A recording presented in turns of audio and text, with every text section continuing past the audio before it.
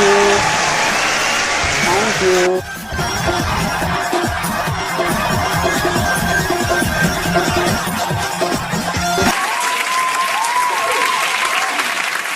बहुत कुछ सीखा है मैंने दिल लगाने में, बहुत कुछ सीखा है मैंने दिल लगाने में, और साइकिल तक बिक गई उसको चाट खिलाने में। और मेरी मोहब्बत का सफर कुछ यूं खत्म हुआ कि वो ससुराल चली गई और मैं पागल खाने में। तो मैं ऐसे लड़कों से हाथ जोड़कर निवेदन करना चाहता हूँ कि लड़कियों जैसे प्लीज आप लोग लड़कियों जैसे बाल ना रखें। अभी अभी मैं 5 किलोमीटर एक स्कूटी के पीछे जाकर जब वापस आ रहा हूँ।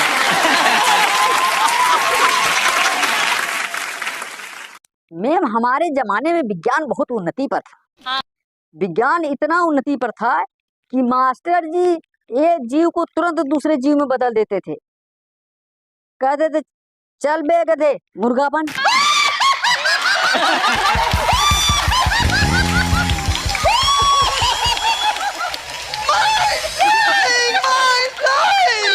तो मैम कल हमारे घर मेहमान आ गए, तो मैंने उनसे पूछा कि भाई साहब आप चाय लेंगे या ठंडा?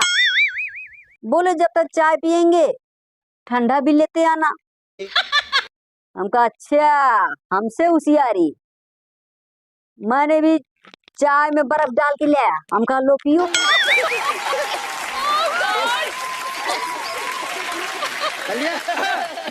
मैम कल मैं आधार कार्ड से एक दुकान पर पैसे निकलवाने गया, तो दुकानदार ने मुझसे पूछा कि बैंक में खाता है?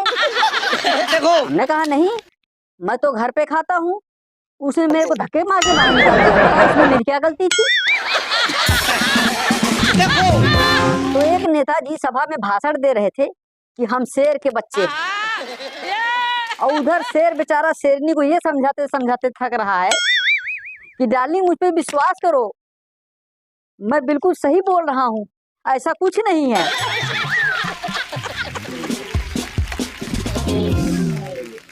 तो अर्चना मैम आपको पता है बिल्डिंग और बेडिंग में क्या फर्क होता है?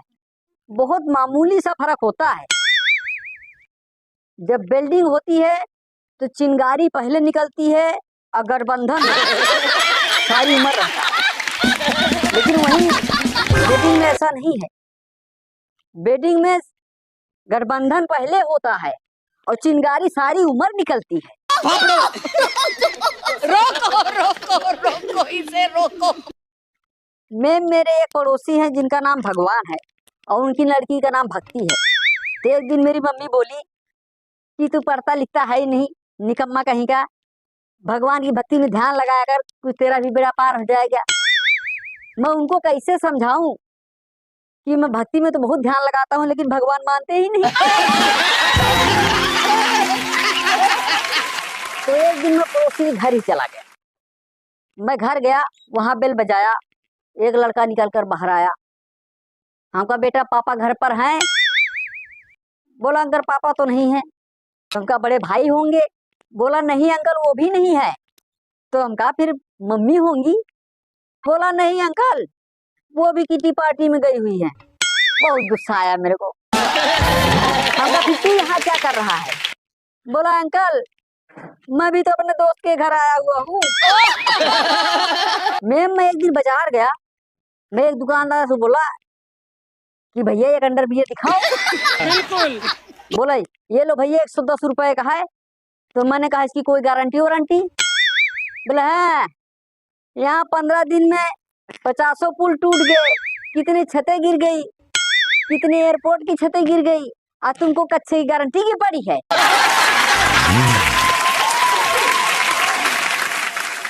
मैम जो ये लड़कियां बैठी हुई है ना, ये कभी नहीं मानती कि ये दूसरी लड़की से जलती हैं। ये हमेशा यही कहती हैं जाओ फिर उसी से बात करो।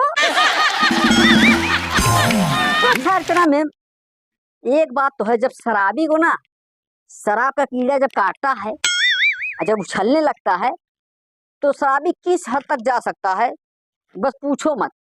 एक दिन एक शराबी ने क्या किया, रात को 12 बजे मालिक को फोन लगाया, बोला हेलो ठेकेदार बोल रहे हो? बोला हाँ ठेकेदार बोल रहा हूँ। बोला दुकान कब खुलेगी? बोला 9 बजे खुलेगी। शराबी ने फिर थोड़ी देर बाद फोन लगाया, बोला हेलो ठेकेदार। बोला हाँ। बोला दुकान कब खुलेगी? अरे बोला 9 बजे खुलेगी, फोन रख। मेरे थोड़ी देर बाद शराबी ने फिर फोन लगाया, बोला अरे भाई बता दिया कि दुकान 9 बजे खुलेगी, 9 बजे खुलेगी, 9 बजे खुलेगी, फोन रख। दोबारा मत करना, नींद खराब कर रहा है। इतने में शराबी से न रहा गया, उसने फोन फिर लगा दिया। हेलो। बोला हाँ। बोला मैंने दुकान बोला है ना 9 बजे। अरे बोला वो बात छोड़ो, अरे मैं दुकान के अंदर हूँ। अब ठेकेदार घबरा कर आया और जैसे ताला खोला, ताला खोल के दुकान में चेक करने लग गया। इतने में पीछे से शराबी आया, बोला जब अब दुकान खोल दिए हो तो 1 क्वार्टर दे ही दो।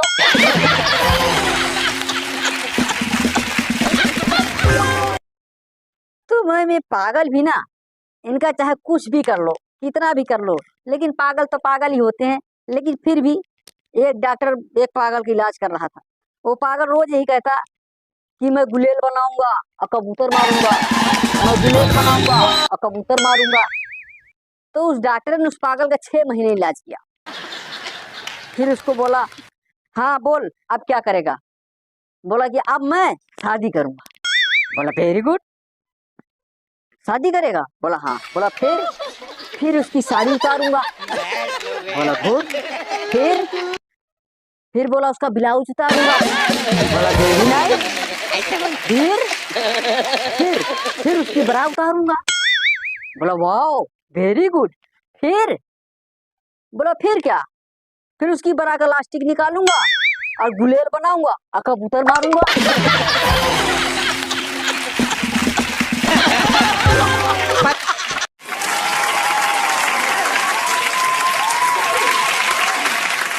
हम दुल्हन लेने आए हैं, यहाँ साला हमको प्लेट और कटोरा देके भिखारी बना दिया।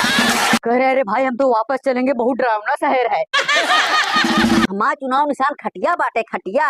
अब भौजी हमका खटिए दियो।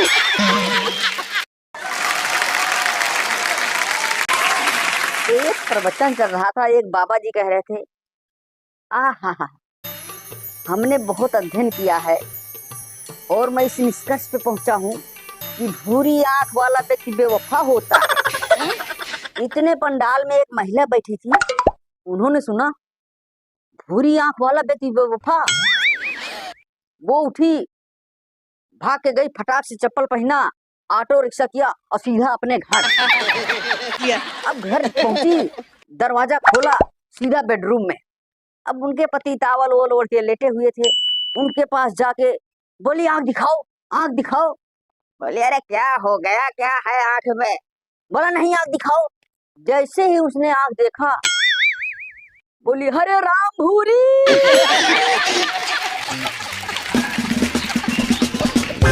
अब इतने में एक महिला जो है पलंग के नीचे से निकली, कपड़ा वपड़ा ठीक करते हुए। oh, no! बोली ये बताओ आपको कैसे मालूम कि मेरा नाम भूरी है?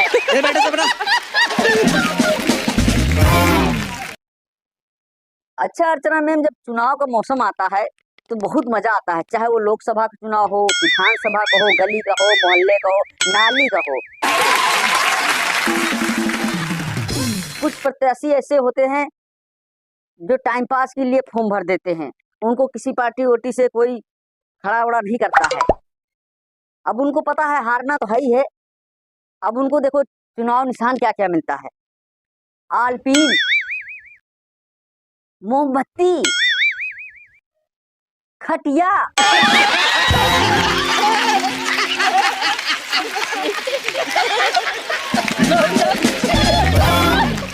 अच्छा अब उनको 2 कमांडो मिल जाते हैं और वो हैरान रहते हैं कि पता नहीं यार किसके साथ लगा दिया, यहाँ कोई भीड़ उड़ तो है नहीं, इनके साथ क्यों लगाया है?